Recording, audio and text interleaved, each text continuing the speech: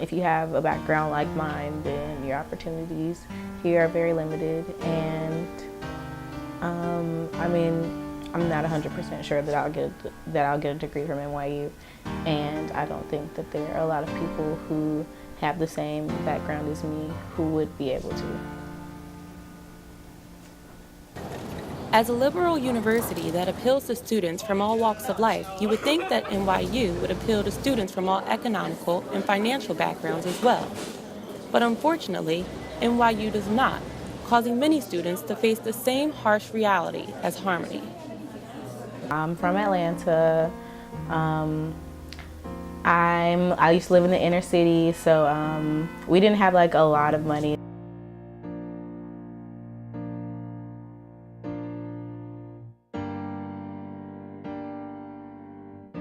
Right now, my parents are like just getting divorced. So my mom and my dad just officially got divorced the day after Christmas, last Christmas. But they've been like in the process of doing this for about 2 years. But my dad hasn't been like financially contributing to our house for about like 5 or 6. I have a younger brother. He's a senior right now in high school, so he's about to go to college. Luckily, he got a full scholarship because of football and something else. It's like an academic type thing.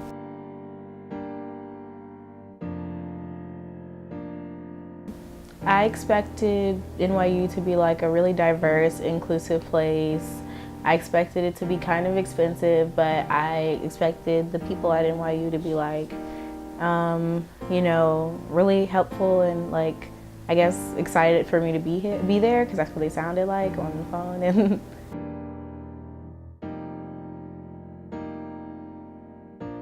I'm finding that NYU kind of looks at all of us like avenues for revenue, as opposed to like students that they care about. So since I am on financial aid, I kind of depend on the school to like be considerate of my position more than they are. So I'm having a lot of challenges with just like finding a comfortable position here.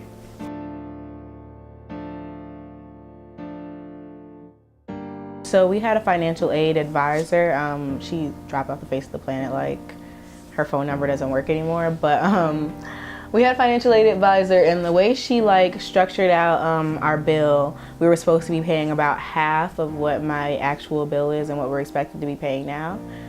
So there's that, and it's just like on top of that, no one else is attempting to like help fix it or like help, I don't know. I feel like I was led on a bit because we were very clear about our financial situation from the very beginning. I told them like in every other section that I could that my father didn't contribute financially to our household, and that like even though the FAFSA said that we could contribute one thing, what our actual like household income was. And even on top of that, even with our even with our EFC from FAFSA, it was still like my like bill was still like, but they kind of made it seem like it was a little bit more workable than it was. And it's just like, you guys knew how much we had and how much I could pay, and if you were going to be this unreasonable when I got here, then why make me think that this was going to be an actual like doable thing.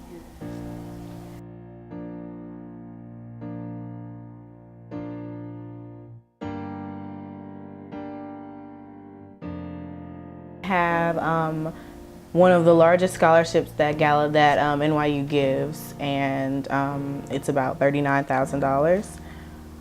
That still leaves about an $18,000 gap. So I have the Pell Grant, because now that my father is officially divorced from my mother, well, officially filed for divorce, we could like resubmit the FAFSA differently, and we got the Pell Grant for that. So I have the Pell Grant for this semester, but it didn't apply for last semester's bill, unfortunately. But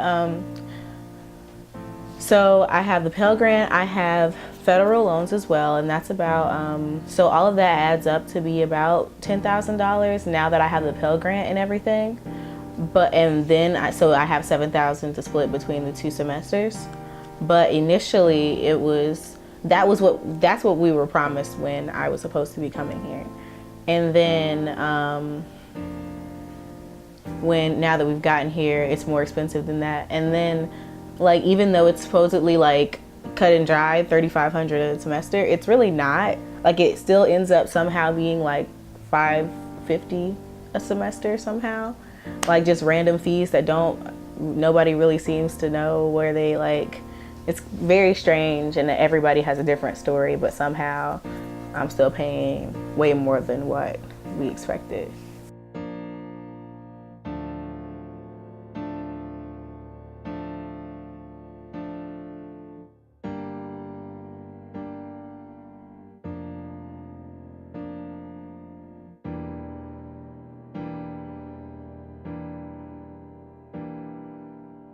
Depending on who you talk to, you can get a lot of help or you can get no help at all. Like financial aid, for the most part, really isn't helpful.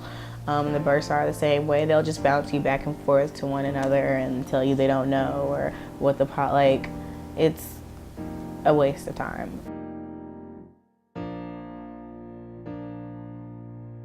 Wasn't able to register for this fall semester. Yeah, no, not yet. She's supposed to be opening up for me. I'm still waiting for her to do that. And why not? Why haven't you been able to register? Because I know I registered. Because I have a hold on my account because of my balance. I have 2 holds on my account actually. So I have a hold on my account from last semester because I have like $400 on my bill. And since it's under 1,000, I can still register, but I can't use the gym or like certain facilities because they're like, I guess not mandatory. I don't know. They're not like, I don't know.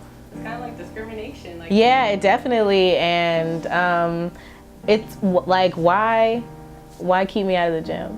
Is that gonna help my financial situation? Is that gonna help me pay you? Like, I'm already here. I already have to pay, and it's not like I'm not gonna have to pay the gym fees that are on the bill for this semester, even though I can't get into the gym right now. So I can't remember what are the other things that I can't do, but I know the gym is one because that's how I found out about it. I tried to get into the gym and they're like, no, you can't.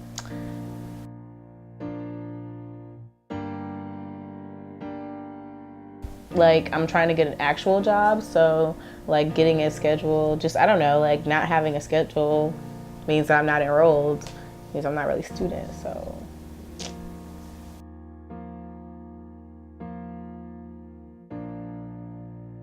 Oh, definitely not.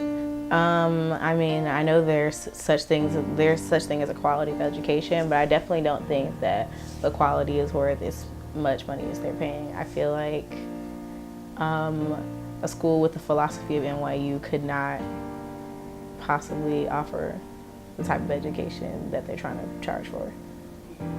I don't think that undergraduate education in general is worth $70,000.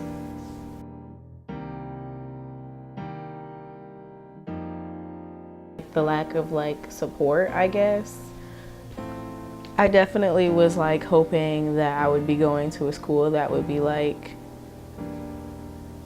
intent upon like, I don't know, just invested in helping me thrive as opposed to just like invested in taking as much money from me as possible. Like, I kind of wish that I was at an institution that actually cared about like me learning as opposed to just me paying for being here. And I understand that like that's how, I don't know.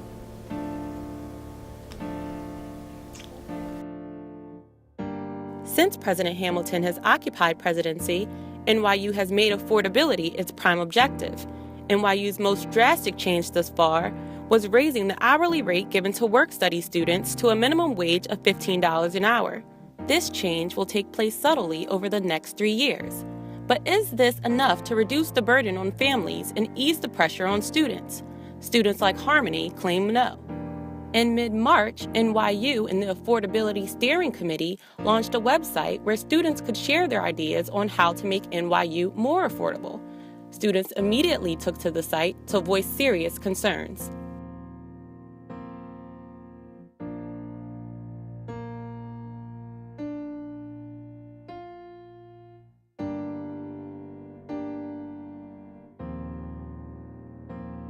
Following the launch of the site, On March 8th and 31st, the Student Senators Council hosted afternoon tea chat with President Hamilton, which was an opportunity for President Hamilton to hear concerns and solutions directly from the student body. Administration on a variety of issues, and a really big one that has come up has been affordability when it comes to room and board, and what that looks like for students who coming here to pay the tuition costs, and then additionally, if they have to live here, that additional cost and what that looks like for them. A big part of my position is looking to see what we can change. Now, it is just a matter of time to tell if events like these and the launch of the site will help make a difference. NYU has already promised the lowest increase in cost of attendance in 20 years for the 2016-2017 year at only 2%. But for many, this halt in tuition comes too late, when the price is already too high to afford. For NYU Tonight, I am Ebony Marie Jimerson.